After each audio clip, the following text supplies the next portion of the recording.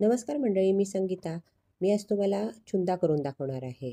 तोतापुरी कैरीचा चुंदा करून दाखवणार आहे. बघा किती रसरशीत आणि मस्त झालेला आहे चुंदा.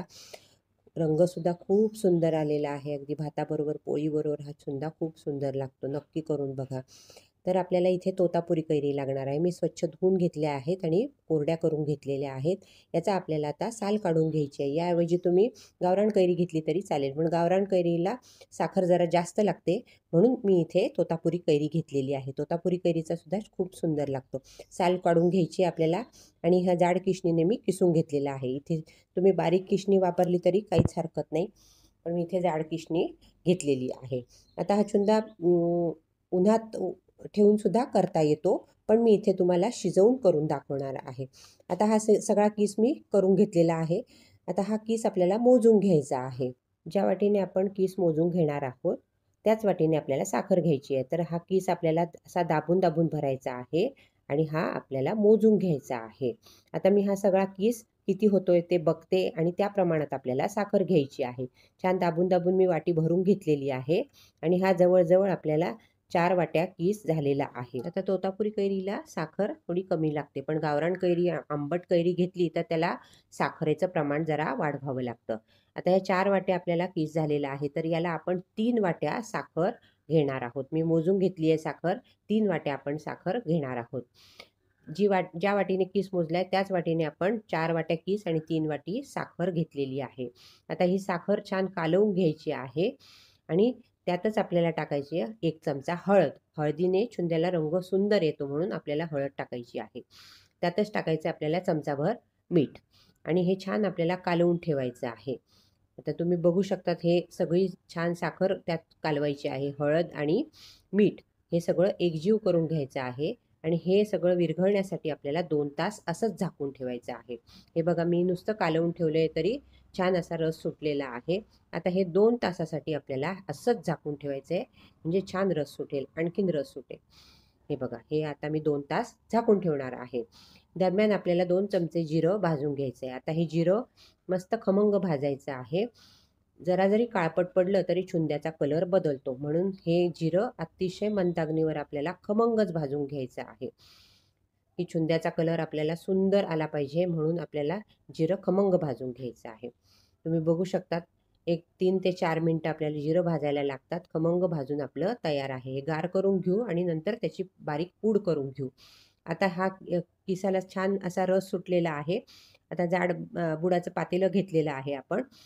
स्टीलचंच घ्यायचं आहे पातेलं आणि त्यात आपल्याला हा चुंदा शिजवून घ्यायचा आहे. हा चुंदा खरं उन्हात सुद्धा ठेवतात, पण मी इथे तुम्हाला शिजवून करून दाखवणार आहे.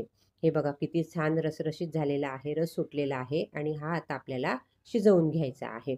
रंगसुद्धा छान आलेला आहे. आता हे मी गॅसवर ठेवणार आहे आणि मंदाग्नीवर हे आता आपल्याला शिजवून घ्यायचं आहे. साधारण हे शिजायला 5 ते 10 मिनटं लागतात. पण एक तारी पाक झाला की हा चुंदा आपला तयार होतो. वरण, भात, पराठा किंवा ब्रेड बरोबर हा चुंदा खूप सुंदर लागतो. चवीला अतिशय उत्तम लागतो. अगदी लहानांपासून मोठ्यांपर्यंत सगळ्यांना हा चुंदा आवडतो. आता हा बघा, चुंद्याला छान उकळी आलेली आहे आणि अजून रस आहे, पण हे जे किस आहे तो छान ट्रान्सपरंट दिसायला लागतो, म्हणजे आपला चुंदा तयार होण्याच्या मार्गावर आहे. तरी आपल्याला पाक चेक करायचा आहे. पाक आपला 1 तारी पाक तयार झाला पाहिजे, तेव्हा हा आपला चुंदा तयार होतो. हे बघा, अजून 2 ते 3 मिनटं आहेत. अजून तार येत नाहीये, म्हणजे आपला चुंदा अजून 2 ते 3 मिनटं आपल्याला ठेवावा लागणार आहे. तुम्ही बघू शकता 2 ते 3 मिनटं झालेली आहे. परत आपण पाक चेक करूया आणि किससुद्धा ट्रान्सपरंट दिसायला लागलेला आहे. हा पाक मी एका ताटलीत काढून घेतलेला आहे. किंचित गार करणार आहे आणि त्यानंतर मग चेक करणार आहे. एका मिनिटानंतर मी चेक केलेला आहे. बघा, 1 तारी पाक आपला तयार झालेला आहे, म्हणजे आपल्याला चुंदा तयार झालेला आहे. त्यात आता आपण मसाला टाकणार आहोत. मसाला म्हणजे फक्त तिखटच टाकायचं आहे. हे आता तिखट म्हणजे संकेश्वरी आणि बॅडगी मिरची, काश्मीरी मिरची आणि लवंगी मिरचीचं हे मिक्स तिखट आहे. हे मी टाकणार आहे. याने रंगसुद्धा छान येतो. आता तुम्हाला कोणतं तिखट टाकायचं ते तुम्ही टाकू शकतात आवडीनुसार. आता भाजलेल्या जिऱ्याची पूडसुद्धा आपण टाकणार आहोत. हे बघा, कलर किती सुंदर आलेला आहे. 1 चमचाभर मी भाजलेल्या जिऱ्याची पूड टाकलेली आहे. हे सगळं आता आपल्याला कालवून घ्यायचं आहे, एकजीव करून घ्यायचं आहे. मीठ टाकलेलं आहे, हळद टाकलेली आहे, तिखट टाकलेलं आहे. आता तिखट तुमच्या आवडीनुसार तुम्ही कुठलंही वापरू शकतात. नुसतं काश्मीरी लाल मिरचीचं तिखटसुद्धा वापरलं तरी काहीच हरकत नाही. लहान मुलंसुद्धा आवडीने खातात. तिखट नसल्यामुळे खाऊ शकतात. आता आपल्याला पाव चमचा इथे सायट्रिक ॲसिड टाकायचं आहे. सायट्रिक ॲसिड टाकल्यामुळे चव तर उत्तम होतेच, पण हा चुंदा अजिबात खराब होत नाही. म्हणून एक पाव चमचा आपण यात सायट्रिक ॲसिड टाकलेला आहे. आता उकळी आल्यानंतर हे सायट्रिक ॲसिड टाकलेलं आहे. एक 2 मिनटं आपल्याला हे कालवून घ्यायचं आहे. त्यानंतर आपल्याला गॅस बंद करायचा आहे. हे बघा, हा जरी आता किंचित पातळ दिसत असला तरी गार झाल्यानंतर हा छान घट्ट होणार आहे. हे बघू शकता तुम्ही. आता थोडासा किंचित पातळ दिसतोय, पण आत्ताच आपल्याला गॅस हा बंद करायचा आहे. मी गॅस बंद केलेला आहे आणि हा गार होण्यासाठी आता 2 तास आपल्याला ठेवून द्यायचा आहे.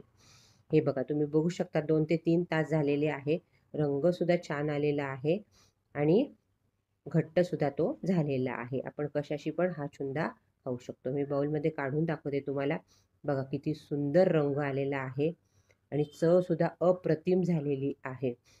अगदी काही भाजी नसेल तरी आपण पोळीसोबत हा चुंदा खाऊ शकतो. हे बघा, किती सुंदर रसरशीत आपला चुंदा तयार झालेला आहे आणि कमी कष्टात हा चुंदा तयार होतो. फक्त तुम्ही गावरान कैरी असेल तर मात्र साखरेचं प्रमाण थोडंसं वाढवावं लागतं. पूर्णपणे गार झाल्यानंतर एका काचेच्या बरणीत हा चुंदा भरून ठेवावा. अगदी वर्षभर हा चुंदा खराब होत नाही. हा चुंदा आपणही नक्की करून बघा, खाऊन बघा आणि आपल्या प्रतिक्रिया मला नक्की कळवा. माझ्या व्हिडिओला लाईक करा, शेअर करा आणि चॅनेलला सबस्क्राईब करा. धन्यवाद.